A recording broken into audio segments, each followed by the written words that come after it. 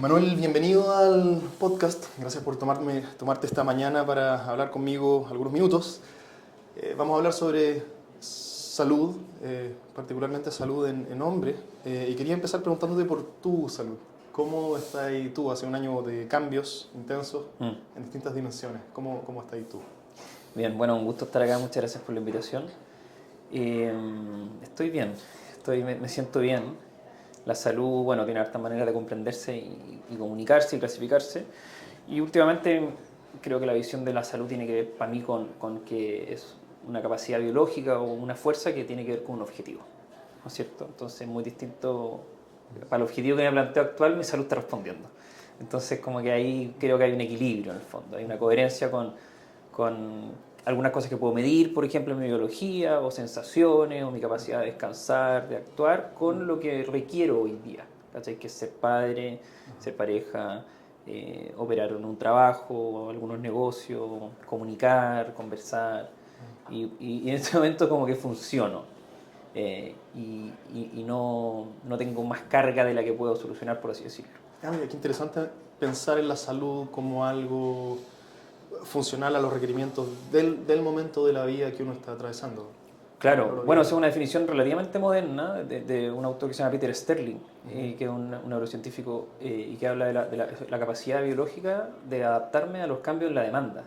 Ujú. Entonces, desde ahí yo pienso la salud, no sé si es un fin en sí, como estoy saludable, ¿qué significa eso? Estoy bien, pero eso, claro, en teórico puede ser, o el bienestar mental, físico, social, pero es un bienestar con, siempre hay un objetivo y un propósito, y quizás desde ahí se regula. Por ejemplo, yo ayer conversaba con un deportista de alto rendimiento con el que trabajo, y la salud para él tiene que ver con la capacidad de desarrollar un alto rendimiento deportivo, que es muy distinto a lo mejor cómo se va a plantear, por ejemplo, un plan para una persona que dice, oye, yo quiero ser escritor y estoy en la playa. Entonces eso cambia muchas decisiones en el fondo de cómo se enfrenta el fenómeno. Y la salud en sí quizás no existe en ese sentido, porque siempre se va a expresar en un ser vivo individual y ese ser vivo individual opera en el mundo para algunas funciones, justamente. Entonces, Pero eso es decir que no existen universales, es decir, no hay ciertos pilares aquí de la salud que van a aplicar independiente de cuáles sean nuestros objetivos en la vida. ¿Tú crees que es claro, hay 100% individualizable aquí o hay ciertos universales que se mantienen? probablemente hay ciertos universales que tiene que ver con que hemos podido observar o clasificar que, por ejemplo, en general, tener la presión arterial sobre ciento tanto con tanto, te aumenta el riesgo de que vaya a desarrollar una problemática cardiovascular en tantos años más. Pero eso incluso es relativo porque un deportista probablemente va a tener la presión arterial o va a desarrollar cambios en el corazón que no son saludables estrictamente hablando, ¿cachai? Pero sí son saludables en su contexto particular. Pero claro, convengamos de que no te diría que las personas pueden andar por la calle con glicemias de 30, ni con glicemia ojalá de 250, sino que hay ciertos rangos en que hemos observado de manera objetiva, quizá pasó hasta la ciencia, cómo esta maquinaria biológica opera en un equilibrio, por así decirlo, en una base como de funcionamiento normal, por así decirlo. Que probablemente eso sí existe en realidad. Sí, sí, lo que pienso que puede pasar cuando te escuchaba decir lo anterior, que puede pasar si no se agrega esta nota al pie que ¿Sí? dijiste recién, que es importante me parece, es que es posible deslizarse a un relativismo total, donde todo puede ser interpretado como sea que uno lo quiera interpretar. Y ponte tú, Mm. hace poco hablaba también aquí en el podcast con una filósofa Mm. y ella tenía una fijación con el concepto gordofobia. Mm. Y mi sensación es que su entender de el sobrepeso y la obesidad era una especie de condena construida socialmente por el sistema patriarcal capitalista, ¿cierto? No como algo sobre lo que deberíamos estar realmente atentos porque hay ciertos riesgos de salud ahí. Mm. No sé cómo respondes a algo así. Bueno, ahí Terreno un poco escabroso. sí, o sea, la obesidad. Hace poquito estuve en un simposio la semana pasada de obesidad, y claro, la obesidad puede tener diferentes definiciones. Una definición, y creo que es súper válido usarla que nos sirva para los objetivos puntuales. Como reflexión general que a mí me llama la atención y me parece de valor es que pensar que la obesidad no es una enfermedad, sino que es un mecanismo adaptativo biológico a ciertas condicionantes ambientales, interactúa la genética o el genoma con el exposoma, con el ambiente, se genera el fenotipo, que es verte a ti como estás ahora, verme a mí, y en este caso el fenotipo de la obesidad. Entonces, luego, claro, alguien, ¿no es cierto?, la ciencia o la medicina o la salud,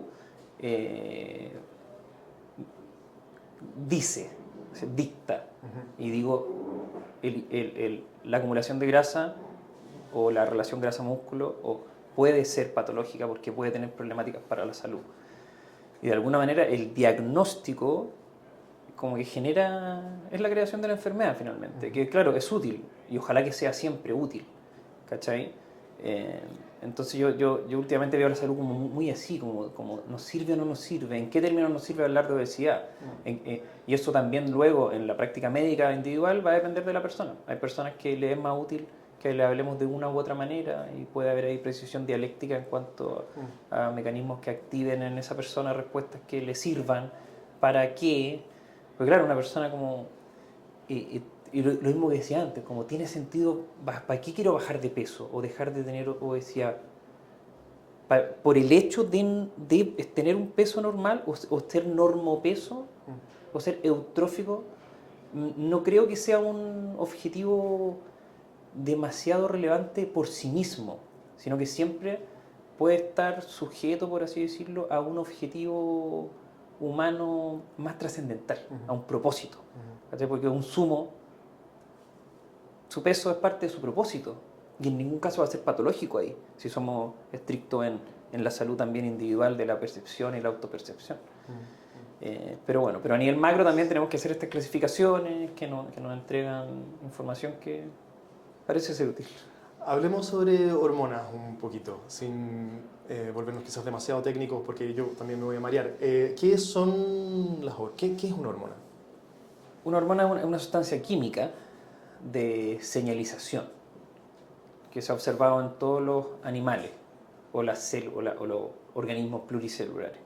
Entonces, algún grupo de células secreta una sustancia que le ordena o le comanda a otras células ejercer ciertas acciones, liberar ciertas sustancias, y en general son sustancias que operan a múltiples niveles, operan en diferentes partes del cuerpo, en diferentes sistemas. De alguna manera son orquestadores biológicos, como tienen un nivel más, una jerarquía quizás mayor en la organización de la fisiología humana. ¿Esto incluye todo tipo de funciones corporales o es acotado? Esto incluye todo tipo de funciones corporales, porque de hecho, claro, la definición no es tan estricta y hoy día ya se habla de ciertos neurotransmisores, que antes eran considerados neurotransmisores, que hoy día se consideran neurohormonas. Y incluso, bueno, ahí tenían las hormonas, las neurohormonas e incluso las feromonas, que tienen que ver con la conducta de otro animal, que en animales está bien descrito, en ser humano he leído algunas cosas, que a ese nivel puede llegar la acción de una sustancia química, en este caso un olor, o manifestado como un olor, que genera un impacto conductual en la otra persona, o en el grupo de células que constituye a la persona, ¿cachai? Y que luego en lo conductual uno es bien lógico de pensar, pues como el olor de otra persona, sobre todo en la vida sexual, generan respuesta, o en esas interacciones como que parecieran ser bien básicas del ser humano. Y en el cuerpo son, quizá todo está condicionado, determinado por funciones hormonales. Hay algunas hormonas que se roban, eso sí, el foco de la atención, ¿cierto? Está aquí la testosterona, el estrógeno, la progesterona, no sé qué sé yo.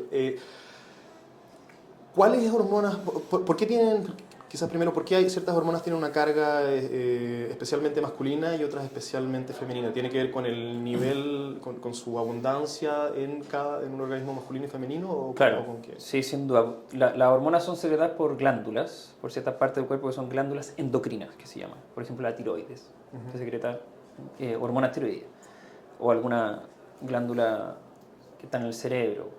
Y efectivamente hay una diferencia entre las gónadas, estos órganos endocrinos sexuales de femenino y masculino, con mayor preponderancia de secreción de ciertas hormonas. Entonces, en particular, los testículos son secretores de testosterona, que es un tejido biológico, un entramaje biológico, un sistema que no está en los seres humanos femeninos, así como los ovarios también, que tienen todo un entramaje, ¿cierto?, biológico y de secretor, y otras sustancias del ovocito, que también es parte tiene sus secreciones hormonales. Y ahí hay como algunas diferencias biológicamente súper relevantes. La mujer igual secreta testosterona, pero en niveles de magnitud muy diferentes y sobre todo con ciclos y con ritmos muy diferentes. La testosterona masculina sube y baja durante el día, y los estrógenos femeninos y la progesterona tiene ritmo relacionado al ciclo menstrual, ¿cierto?, cercano a un mes o 28 días. Entonces, si tú mides hormonas de, por ejemplo, tiroides en un hombre y una mujer ahora, puedes encontrar más similitudes que diferencias, pero si tú mides testosterona y estrógeno y progesterona, sobre todo en la temporalidad, va a haber grandes diferencias. Ahora, las hormonas entiendo que cumplen un rol no solo fenotípico, es decir, no solo yo voy a ser más peludo por tener más testosterona que la mujer, sino que hay ciertas cosas psicológicas y conductuales que también son consecuencia de un mayor nivel de testosterona, ¿cierto?, que tenemos nosotros que las mujeres. ¿Puedes hablar un poco sobre la diferencia en ese espacio? ¿Qué significa altos niveles de testosterona versus normales o bajos? ¿Cómo se ve esto más allá de lo visible en el cuerpo, sino que en cuanto a lo conductual? Lo que yo entiendo es que no está tan bien definido, porque es complejo en biología y en salud humana, claro, determinarle a una sustancia en particular ciertos grandes cambios. Ahora, si yo te inyecto testosterona, tú vas a notar cambios. ¿Cómo cuáles? Mira, yo he leído, por ejemplo, he escuchado a algunos neurofisiólogos conductuales gringos, particularmente el doctor Sapolsky, que es profesor de Stanford, y hay a veces mitología respecto a esto, justamente, como qué va a hacerte la testosterona. Y él decía algo que me parece muy valioso, que es como que te hace más tú. Te hace más tú. O sea, que creo que tiene que ver como con una fortaleza vital. Así yo hoy día entiendo más o menos las hormonas sexuales, que parecen ser como algo básico si es que hubieran objetivos primarios, ¿cierto? Estamos hablando antes de los objetivos individuales, si hubieran objetivos primarios de la raza, que de alguna manera pudieran definir la salud, la fertilidad pareciera ser algo que vale la pena observar como fundamental, ¿cierto? O sea, dentro de algunos objetivos de raza, si tenemos algún objetivo de raza, pareciera ser el mantener la especie. Y pareciera ser que hay mucha orquestación relacionada para eso, ¿cierto? Entonces, desde ahí la testosterona tiene que ver, claro, con todos los caracteres sexuales y conductuales masculinos y de capacidad reproductora masculina. Y en términos conductuales, pareciera tener que ver con ser más uno y con estar vivo, con energía, con vitalidad, con capacidad, con ganas.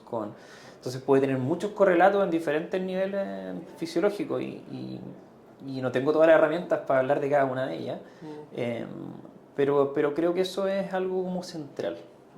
Eso quizás es lo principal que a mí me aparece en redes sociales sobre la testosterona, que cada vez aparece más, y es esto de que si te sientes cansado, ¿cierto?, si no tenés vitalidad, este es el mensaje que Sí. implícito y explícito, es porque tus niveles de testosterona están bajos, y por lo tanto si tú hay algún servicio, me aparecen muchas cosas gringas de ir e inyectarse testosterona, pero no sé cuánto de esto es marketing y cuánto mi cansancio quizás se debe a otra cosa, ¿cierto? Puede que anoche no me dejaron dormir y por eso estoy cansado, no porque mi testosterona esté baja. Claro, totalmente. Bueno, hay observaciones como poblacionales y pareciera haber bastantes observaciones poblacionales de que los niveles de testosterona promedio de los varones han descendido. En conjunto con claro, que hoy día han descendido la cantidad de horas que dormimos y la cantidad de vitamina D y quizás la cantidad de actividad física y quizás la masa muscular y las cifras de obesidad. Entonces nunca es tan limpia, por así decirlo, tan precisa la ecuación. Es decir, como que es la causa es la testosterona. Pero sí parece haber una observación racional de que los niveles de testosterona y la acción pertinente ha disminuido. Y eso es parte, en el fondo, de la ecuación de menores niveles de energía o percepción de salud no óptima, y disminución de la capacidad biológica, y problemática de salud mental, y etc. ¿Tú te mides tus niveles de testosterona? Yo me he medido el último año 2 o 3 veces los niveles de testosterona. ¿Qué es un rango sano? ¿Cuál es la medida?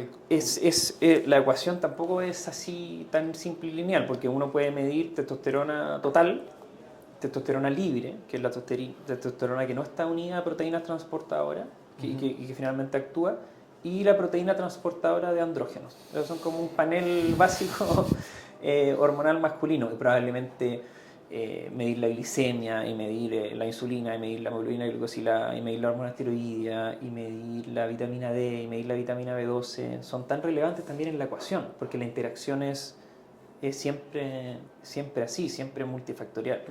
Y probablemente hay otras cosas que debamos o podamos poder medir que son tan importantes como esta.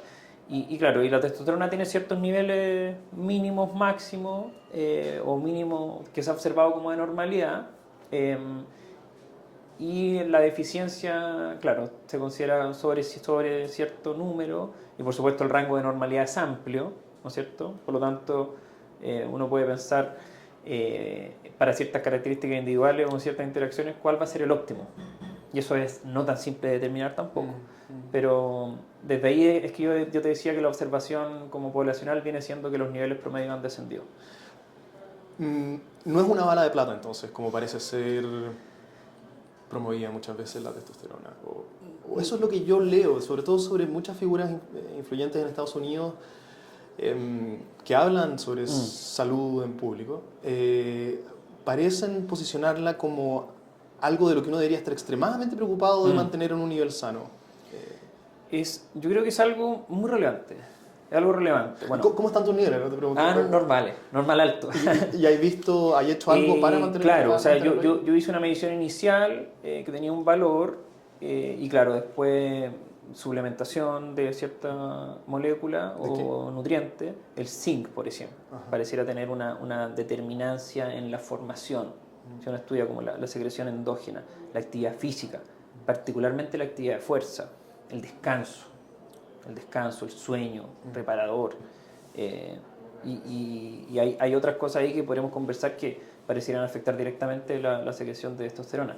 Pero efectivamente, claro, ante una biología en deterioro o en estado subóptimo y de manera permanente, claro, un factor así, si yo lo inyecto, puede ser súper útil, y es súper útil en realidad, como tanto las terapias de reemplazo en varones como en mujeres han demostrado muchos beneficios a multinivel, longevidad, capacidad cognitiva, capacidad muscular evidentemente, estado de ánimo. Entonces es parte de las posibilidades que nos va entregando la modernidad de ocupar ciertas sustancias, y creo que el camino está haciendo que el uso de esas sustancias sea cada vez de manera más precisa.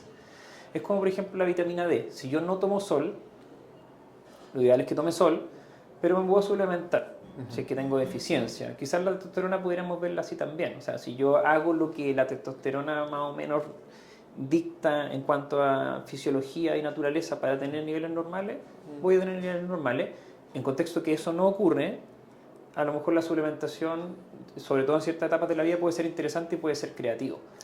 Y después miramos las ciudades en las que vivimos y decimos, ok, estas ciudades son justamente esta forma de vida, este estilo de vida, esta organización que tiene que ver, claro, con algunos aspectos súper prácticos y quizás con otros también conversacionales, de cultura, está generando justo, ¿no es cierto?, nos pusimos de acuerdo para bajar nuestros niveles de testosterona. Pareciera que eso estamos haciendo. ¿Con qué cosas nos hemos puesto de acuerdo? Con cómo vivimos. En concreto, ¿qué parte de la semana de la persona moderna en una urbe moderna inclina la balanza hacia un...? Todo. Probablemente todo. Y eso es lo complejo y a la vez lo desafiante y la gran oportunidad. Porque el diseño de la salud es macro, ¿cachai? Porque claro, es lo que tú me decías del concepto de la bala de plata, ¿cierto? Es como se ha desarrollado mucho la salud, desde el medicamento, desde el suplemento, que son muchas herramientas, siempre son válidas, son buenas, usadas en individuos, qué sé yo. Pero el macro es cierto, son desde un paper que del 70 u otras observaciones, enfermedades o características biológicas de la sociedad occidental. Esa fue una manera de decirlo. Entonces, pues tú miras una ciudad como Santiago y la falta de naturaleza, la luz artificial, el no observar el ritmo circadiano, el no observar el ritmo lunar, la falta de actividad física, la falta de descanso, la falta de oscuridad, algunas deficiencias nutricionales, quizás algunas relaciones interpersonales, las redes sociales, el exceso de información.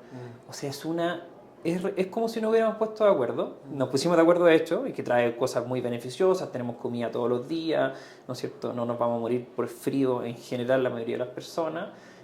Pero trae también algunas otras disregulaciones biológicas que se han observado. Entonces, cuando uno observa el macro, creo yo, también nos podemos permitir operar de una manera más práctica, ¿cachai? Porque no hay cosas buenas o malas desde esta visión. No es que la ciudad sea mala, sino que simplemente la ciudad o ciudades como esta generan adaptaciones luego biológicas en los individuos que son medibles y observables. Y si somos conscientes de eso, podemos ir viendo cuáles son los cursos de acción más coherentes a tomar, si es que queremos.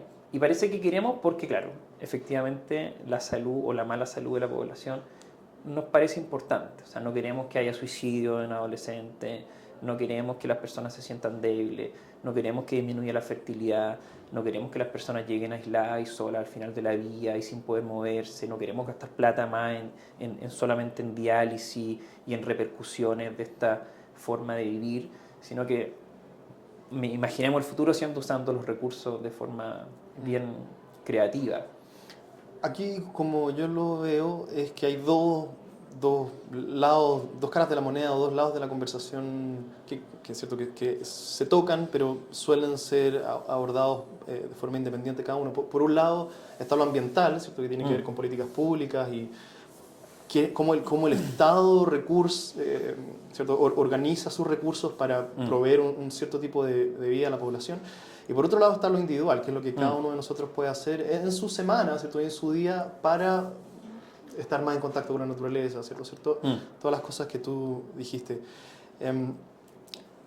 Entiendo que tú estás más orientado hacia lo primero, ¿cierto? Cómo el individuo puede, ¿cierto?, tomar la vida su vida en sus propias manos y maniobrar dentro de sus grados de libertad hacia una forma de vivir más sana.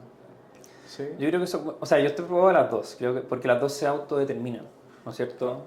Absolutamente.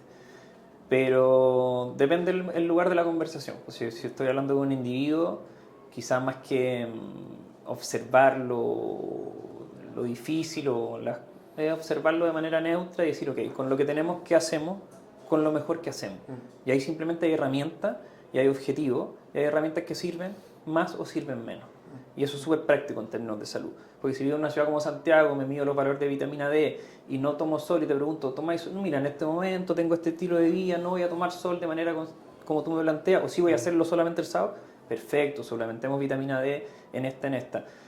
Actividad física no puedo hacer nunca, pero perfecto, si no tenéis para que ir al gimnasio todos los días y los 10.000 pasos a la semana, qué sé yo, son inventos que quizás generan más carga psíquica que otra cosa. Sí. ¿Cómo te puedes mover? ¿Son 10 sentadillas al día No, puedo hacer 10 sentadillas al día en la mañana. O sabéis que no sé, a mí me gusta ir a caminar al mall a comprar. Bueno, me entendí. Entonces, esa asesoría individual y luego ese tomar el control de la salud individual puede ser súper práctico, súper realista. Y pues, ¿cómo lo podemos decir? Quizá, ¿cómo organizo un estilo de vida en el lugar donde esté que sea coherente, por ejemplo? Sea coherente con la genética. Más o menos, ¿cachai? Como imito ciclos naturales, trato de tener oscuridad en la noche o imitarla, trato de tener luz durante el día o imitarla porque hoy día ya existen dispositivos, trato de comer comida más o menos coherente siempre, lo que no significa que la comida es comida también. El otro día hablaba con un paciente joven de 18 años que, claro, en la carga psíquica de ir a la universidad, en este caso, y no comer papas fritas con sus amigos, estaba afectando la salud. ¿Cachai? Desde un decir, la papa frita es mala. Yo le decía, no, la papa frita no es mala, la papa frita es la papa frita. Luego yo observo que genera ciertas interacciones biológicas en tu sistema. Y eso puede ser, lo podemos querer o lo podemos no querer. Y en general una interacción no pasa nada. De hecho puede ser utilizada como preentreno, te va a decir alguien. en el gimnasio. ¿Preentreno? Claro, como preentreno, una carga de glucosa de rápida absorción o como ganador de volumen. Claro, pero después un purista me va a decir no, porque está generando cierto nivel de inflamación. Claro, pero a lo mejor se puede resolver bien. O a lo mejor no es tan atingente hablar del tema si en este momento la persona me está diciendo que no conversa con sus compañeros o que tiene una dificultad social por esa temática. Entonces, y que tiene que ver con la carga psíquica de decir que algo es bueno o malo. ¿Cachai? Entonces me parece como o es creativo, creador, práctico, concreto, realista, útil. Sí, pienso que hay a veces me encuentro con la sospecha de que hay una psicosis escondida debajo de la alfombra, o una neurosis más bien escondida debajo de la alfombra, en mucha gente que ha hecho todos sus esfuerzos para optimizar cada área de su vida al máximo posible. Tiene esto, ¿cierto?, de los 10.000 pasos diarios o lo que sean, y tienen el anillo para medir las horas que pasan en fase REM y miden cada caloría que consumen. ¿Cierto? Y todo lo demás ha tratado de ser optimizado al punto que me imagino que se tiene que transformar en algo ¿cierto?, que sencillamente no puede ser sano, porque hay una obsesión por perseguir lo perfecto. Y me ha pasado también que cuando he conocido en persona a gente que juega ese juego, ¿cierto?, son un nudo de neurosis ahí no bien atacada. Entonces, lo que quiero decir quizás es que es posible preocuparse al punto de la obsesión con los pilares de la salud, el sueño, el deporte, la alimentación, y aún así tener un montón de temas no resueltos que no te hacen vivir una vida deseable del todo. Yo creo que absolutamente. Lo que no quiere decir que haya personas que pueden desarrollar un modelo de vida, ¿no es cierto?, súper saludable y óptimo con ese tipo de mediciones, ¿cachai? O con ese tipo de precisión. Sí. Yo creo que se puede, o sea, no está separado. ¿Cómo dar con un equilibrio? Yo creo que tiene que ver con la sano? interpretación o con la integración de la información. Sobre todo con la interpretación. Porque y con la moralidad quizás. Ahí es donde yo creo que la salud, como operando desde un espacio bueno o malo, no es tan creativo como con otras posibilidades. Si es simplemente una observación. Por ahí leía hace no tanto la definición de la palabra médico en griego, y que es una opinión sin juzgar. Así se define etimológicamente. Entonces yo opino pero no juzgo. Simplemente observo y determino, y en este caso puedo observar la biología humana y en ciertas adaptaciones permanentes que se generan con ciertos estímulos, pero eso no desde de decir que está bien o mal, sino que esa luego es una conversación y una integración personal. Y quizás justamente la carga o el peso de pensar que algo está bueno o malo termina siendo en sí una problemática repetitiva más encima, porque hoy día escuchamos mucha información, o sea, me meto en las redes sociales, es una locura, ¿cierto? Como si pareciera que no puedo comer nada, pero después me hacen propaganda de comida procesada. Entonces, como que ahí creo que hay mucho ruido, y el ruido en el fondo nos aleja de una comunicación como así precisa, y creo que ahí hay una oportunidad grande que tiene la salud, como de mejorar algunos aspectos de comunicación que le sirvan a las personas, que sean realmente creativos y buenos, y que alivien, que también de alguna manera el rol de la medicina, que generen más alivio que castigo o carga. Hablemos un poco sobre salud en hombres jóvenes, sobre todo, porque estaba pensando todo el rato mientras hablaba en que ser hombre joven hoy, estoy diciendo que las mujeres no vivan con sus propias dificultades y desafíos, pero solo para enmarcar la conversación, tanto de lo que han sido históricamente las búsquedas de un hombre joven han sido reemplazadas por sucedáneos muy pobres que parecen resolver esa necesidad, pero que no lo hacen del todo, que son una especie de ilusión. Estoy pensando en cosas como la necesidad de intimidad y de tener una vida sexual activa, ¿cierto?, ha sido reemplazada por la pornografía. La necesidad de generar amigos y camaradería ha sido reemplazada por los juegos online. La necesidad de ganarse la vida y saber gestionar tus recursos y ganar plata, ¿cierto?, ha sido reemplazada por tradear criptomonedas en páginas de dudosa reputación, ¿cierto? La necesidad de comida nutricionalmente densa ha sido reemplazada por comida chatarra, y así parece que tanto de lo que buscamos en la vida hoy podemos resolverlo de una manera muy pobre con algún sucedáneo que instantáneamente nos hace aliviar esa picazón, pero que no termina por llenar ese espacio, ¿cierto?, de necesidades humanas básicas. No sé qué piensas sobre esto. Y hay otra estadística aquí que te tiro sobre la mesa, y haz lo que quieras con ella, y es que la principal causa de muerte en Chile en hombres entre 20 y 24 años es el suicidio. Los hombres se suicidan 4 veces más en todos los rangos etarios que las mujeres. Y quizás todo lo de lo que estamos hablando, incluida la baja en la testosterona, y todo esto, lo que nos hemos puesto de acuerdo como sociedad, afecta principalmente a lo que significa ser hombre, junto con otros cambios sociales que tienen que ver con que las mujeres ingresaron a la fuerza laboral y por lo tanto el rol del hombre en la familia se vuelve un poco más difuso, no está tan claro, hay una acomodación ahí que hacer. Te tiro todo eso sobre la mesa, Manuel, no sé si es mucha información, pero ¿qué piensas sobre la situación actual de lo que significa descifrar cuál es tu papel en el mundo siendo un hombre, dado todo esto? O sea, bueno, yo creo que lo primero ahí es que esa lógica puede aplicar para cualquier individuo, ¿no es cierto? Es una lógica de descubrir cuál es mi rol en el mundo, en el fondo, y cuáles son algunas adaptaciones biológicas que se han ido generando de manera no óptima quizá, afectan a toda la población. Y en particular, claro, en particular el hombre o la masculinidad ha sido atacada quizá, o ha sido atacada o ha sido utilizada, ¿no es cierto?, con fines particulares como el comercio, como el mercado, que también es válido y es parte de la ecuación, tampoco lo considero en sí algo necesariamente bueno o malo. Pero sí de luego observamos cifras como las que tú dices que evidentemente no las queremos tener, ¿no es cierto?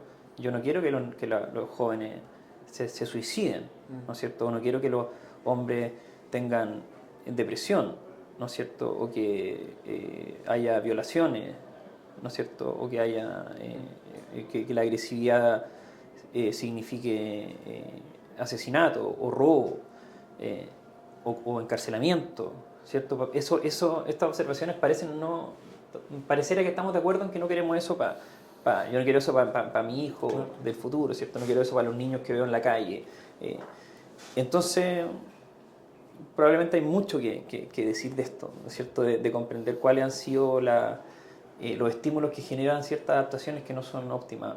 Hay algunas cifras, por ejemplo, respecto a la pornografía, que los niños se encuentran con la pornografía de manera involuntaria a los 7, 8 años, incluso antes. Y eso ya también a nuestra generación ya nos pasó. Y cuando uno revisa su historia personal, no fue tan creativo.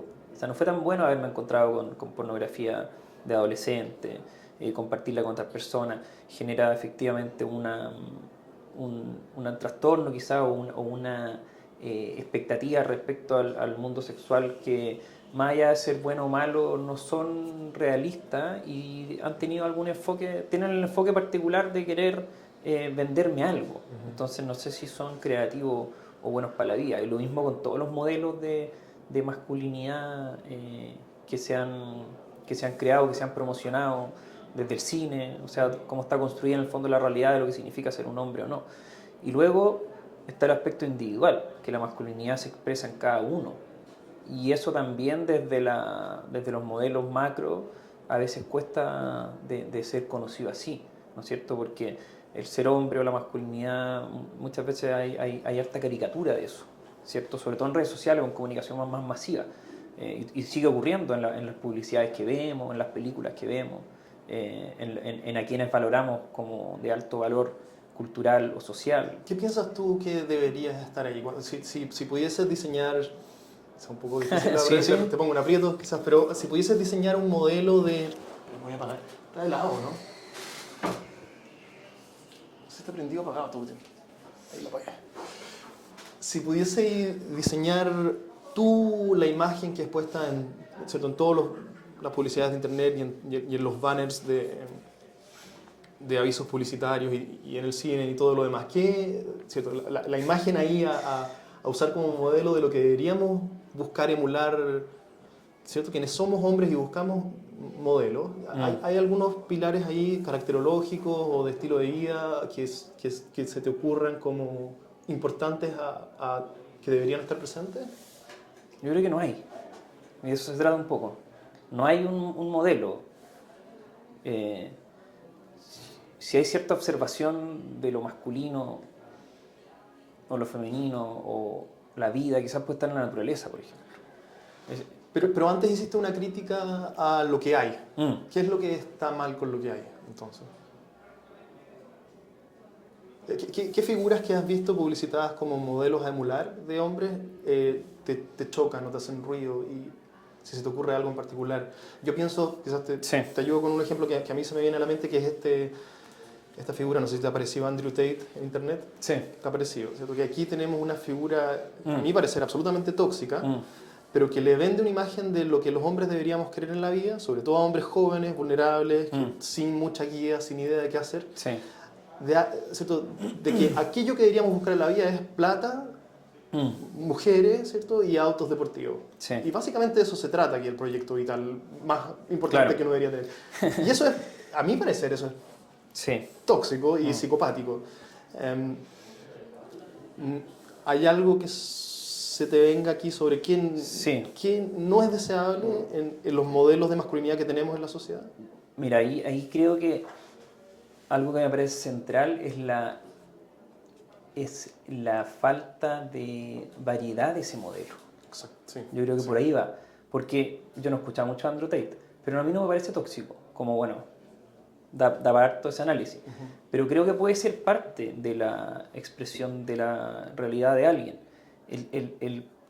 La problemática puede ocurrir cuando ese discurso no tiene contrapartes tan relevantes como ese discurso y que son iguales de creativas. Entonces luego un hombre que ve este modelo y dice yo no comparto con esa persona y quizás me siento forzado a compartir con esa persona, porque la masculinidad no es una caricatura de dinero, ¿no es cierto?, de músculo, de sexualidad. La masculinidad se expresa en una persona real, ¿no es cierto?, con secreción de testosterona, que le significa una energía y una vitalidad para hacer lo que esa persona vino a hacer, y que eso está condicionado por genética, por ambiente, y finalmente resulta en el fenotipo. Y eso es muy, muy variado. Entonces, ¿cuáles son las posibilidades de desarrollo que tiene un hombre? Todas, pero quizás, y todas también las que tienen las mujeres. O sea, la masculinidad, a mí me gusta pensar en construirla en sí, no como contraparte de otra cosa, ¿no es cierto? Que una carta abierta para hablar de lo que podría ser lo masculino, y es todo finalmente. Es todo lo que puede generar, y desde la observación luego te va a decir, es que esta persona es varón porque tiene testículos. Y él puede ser músico, y puede ser pintor, y puede ser escultor, y puede ser filósofo, y puede ser artista, y puede tener más grasa o menos grasa, o puede tener más músculo o menos músculo, y puede ser más espiritual o menos espiritual, y puede vivir en la playa o en la montaña, y va a seguir siendo una masculinidad, y una masculinidad única e irrepetible, por lo tanto, la más importante para esa persona en ese momento. Y quizás la falta de modelos, de mayor variedad en los modelos, o el uso de ciertos modelos, porque claro, luego tú te das cuenta que ese uso de modelos tiene objetivos promocionales quizás, que es captar la atención. Porque hay un mecanismo involucrado en eso también, un mecanismo biológico de cosas que captan nuestra atención. Y la agresividad capta nuestra atención, no nos va a dejar indiferentes. Hay mecanismos biológicos bien básicos de sobrevivencia. La sexualidad capta nuestra atención, es imposible que así lo sea. La belleza capta nuestra atención. Y hay muchas otras cosas así que parecieran tener base biológica, y otras también que son condicionamientos culturales o aprendizaje, de cosas que se han ido diseñando para captar nuestra atención.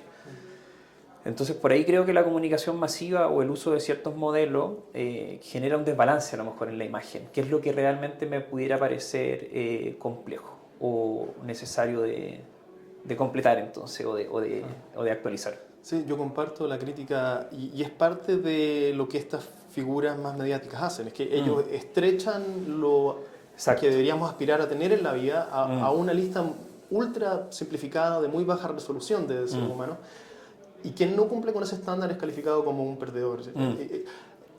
Ahora, ¿puedo hacer un poco de fuerza contra lo que dijiste recién? Por favor. Nombraste distintas formas de expresión de masculinidad, y dijiste puede ser un filósofo, un músico, ¿cierto? atleta o lo que sea, pero todos esos ejemplos presuponen algún nivel de competencia en esas distintas áreas, ¿cierto? Sí.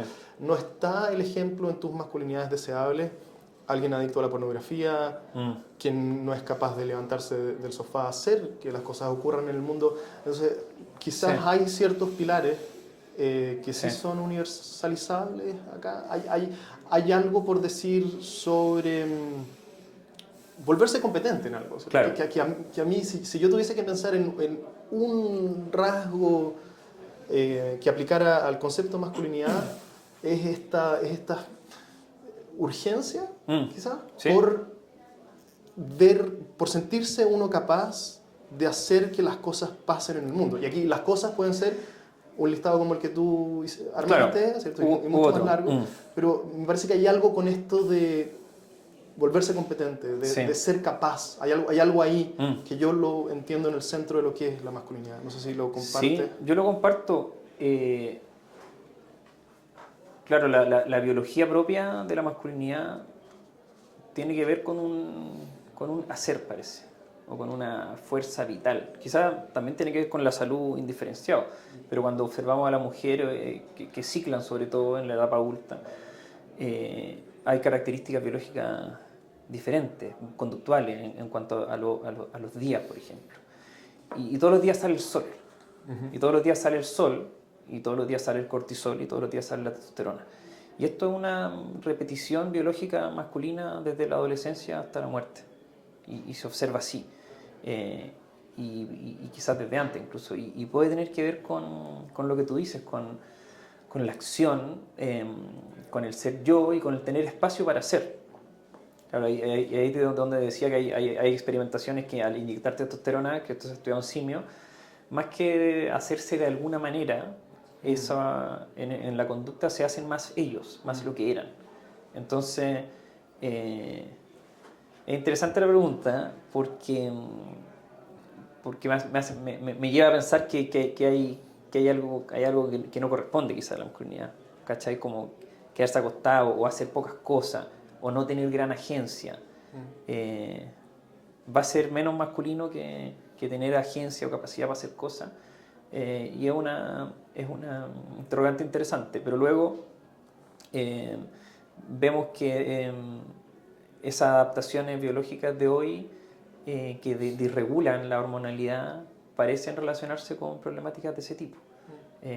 Y que un hombre regulado en la hormonalidad, ¿cierto? Y en la biología en general, yo esperaría que tuviera capacidad de agencia en cuanto a que si hay que cruzar la orilla del río, la cruzáramos para ver qué hay en el otro lado. Y eso ha sido una observación histórica del ser humano. O que si hay que jugar, juguemos, porque estoy vivo simplemente. Claro. Entonces hay como algo como vital de vivir la vida con lo que corresponda en ese momento que pudiera considerarse masculino. Interesante esto de que la testosterona te haga ser más tú. Parece que hay harto ahí por extraer. Quiero que empecemos a cerrar. Te quería preguntar, por último tema a tocar, quizás 5 minutos o cortito, sobre la paternidad. ¿Tú tienes un hijo, hija? ¿Hija de 2 años? 2 años 2. ¿Cómo te ha cambiado la paternidad? ¿Hay algo que haya cambiado en ti, más allá de, ¿cierto?, de tener que cambiar pañales y todo lo que viene con ¿cierto?, preocuparse de que sobreviva un bebé recién nacido? ¿Qué ha producido en ti tener una hija? Creo que hay hartas cosas. Por nombrarte algo central, creo que ha sido un motor de vida, un motor de sentirse vivo y de importancia, como que, claro, creo que la vida, ¿no es cierto?, vivida en mí es importante, pero cuando uno ve la vida que salió de uno y vivía en otro, y que ahí hay como una responsabilidad y una posibilidad, aparece como algo que, claro, podríamos decir como amor sagrado, espiritual, relevante, grande, importante. Y creo que eso ha sido para mí profundamente generador de oportunidades y motivador, por así decirlo. Creo que esos aspectos me parecen fundamentales. Creo que es un motor de vida, un sentirme vivo. Siempre me he sentido vivo, pero acá como que yo en este momento, y esto lo aprendí entrenando, si cierro los ojos y veo la cara de mi hija, hay una reacción bien particular en mí, que yo ahora la tengo a mi disposición. Tengo disponible esta herramienta, que es que mi hija me genera una fuerza, una energía, una emoción particular. Y todas las personas que tienen hijos van a entender eso, ¿cierto? Y creo que eso es una energía, una fuerza que la podemos utilizar a nuestro favor para seguir construyendo. ¿Por qué dices que lo aprendiste entrenando? Porque lo aprendí entrenando literal, como entrenando yo entreno hace un tiempo con una persona que entrenamos... ¿Deporte? Sí, biología, cuerpo-mente. Pero que estás muy cansado, no sé qué imaginar, estás muy cansado y piensas en tu hija y eso te da energía para seguir haciendo... Claro, ese sería un ejercicio simple, como en cierto momento de cansancio ¿qué herramientas tengo a mi disposición para ver qué más hay en mi biología? En este caso, en mi capacidad de generar energía, por ejemplo, celular. Y efectivamente, en este tipo de imágenes existe esa posibilidad. ¿Cachai? Yo lo he experimentado desde la rabia, por ejemplo, ¿cierto? Me acuerdo de un momento negativo y aparece una biología particular, un momento, un pic, y con el caso de mi hija también lo he experimentado de manera particular como algo bien misterioso quizás. En el fondo, oye, salta eso. No, veo que no puedo saltarlo. Entonces, ¿qué recursos tengo en mi interior que me permitan hacer un switch biológico? Que probablemente lo vamos a poder medir en liberación de ciertas sustancias. Y efectivamente, tenemos a nuestra disposición el uso o la activación de ciertos switch biológicos con esta energía tan poderosa que es como la paternidad o el amor. Pienso, quizás análogo a esto, no es exactamente lo mismo, pero a veces uno se imagina ciertas imágenes de los hijos y despierta también una emocionalidad muy extraña en el sentido de que no es común, ¿cierto? Que a veces la imagen precisa en la imaginación de los niños hace que uno se conmueva, pero hasta la última fibra de una forma que nada más de lo que pasa en el día hace que uno se mueva de esa forma. No sé, no sé, hace poco hubo esta noticia del hijo de la Mariana Derderian, ¿viste? Sí. Y uno no puede ser indiferente a ese titular después de que tiene hijos, de la forma en que, ciertamente es que uno hubiese sido indiferente antes de tener hijos, pero Claro. hay algo que se te mueve dentro que es tan, ¿cierto? Que está tan en lo más... Si uno pudiese atomizar, ¿cierto?, tus sensibilidades a lo más fino posible, toca justo eso. Y, no sé, siempre me ha parecido... El poder de ciertas imágenes en la mente pueden mover tanto. Absolutamente. Bueno, eso tiene que ver con el lenguaje, con la recursión. Si yo te digo limón, ¿no es cierto? No mucho. Si yo te digo limón, podéis salivar. Claro, ya. ¿Cachai? Entonces, el lenguaje y las imágenes, bueno, así lo entiendo yo que son recursiones de un estado del sistema. Entonces, cómo aprendí una palabra, el estado del sistema biológico, después se puede volver a ese estado biológico con la palabra o con la imagen. Y eso está disponible. Entonces, bueno, y lo otro de la paternidad es el limón. Lo otro que me parece como súper relevante de la paternidad y de la masculinidad es como, bueno, que también ahí hay una imagen de ser hombre, que se renueva, que se actualiza y que tiene sus características biológicas también, la oxitocina, por ejemplo. Y como mencionábamos en otra conversación, hay observaciones de disminución de niveles de testosterona en la paternidad, y eso, claro, imagínate ahí, o sea, estamos hablando de características masculinas, ¿cierto?, como la paternidad, que en este caso se relacionan con un descenso de la testosterona, ¿no es cierto? Entonces ahí tú decís, oye, la testosterona entonces tiene que ver con la masculinidad, como que es súper relativo entonces su campo de acción. Y ese aprendizaje con mi hija ha sido tremendo porque yo todavía duermo con ella, o dormimos los tres. Ajá. Entonces, hay una interacción biológica ahí con la criatura que genera ternura y con aspectos biológicos que probablemente podamos medir. La oxitocina es una hormona también, justamente, que genera apego o genera contacto humano, y hay muy pocos estudios de esto, pero pareciera ser una de las hormonas también en descenso por la falta de contacto físico, digamos, piel con piel, cariñoso, amoroso, simplemente en un espacio de intimidad, como bien básico, bien mamífero. Es como una hormona muy mamífera, y en ese sentido me he sentido muy mamífero también. Y eso creo que es tremendamente relevante para la biología del ser humano. Como que en algunas observaciones simples ¿de qué somos? Somos mamíferos. Los mamíferos tienen su hormonalidad particular, y esa hormonalidad particular está caracterizada por la presencia de las criaturas pequeñas en las manadas, y eso genera una biología particular de colaboración, de respeto, de verse, de tocarse, y pudiera ser también, volviendo a las conversaciones iniciales, alguna de las cosas relevantes de fomentar en la cultura para tener mejor salud. Sí, hay tanto que pasa cuando uno juega con los niños, cuando uno se toca. Así que bueno, ya saben, a llenar de besos y abrazos y jugar con los niños. Gracias, Manuel, por el tiempo, estuvo súper interesante. Muchas gracias a ti. Si este contenido te resulta interesante, suscríbete a mi canal para recibir notificaciones cuando tenga nuevo contenido por compartir. Y si me quieres ayudar, todos los apoyos en difusión son agradecidos. Compartir en redes sociales, recomendaciones a tus amigos, todos me ayudan más de lo que te imaginarías. Gracias por tu tiempo y hasta la próxima.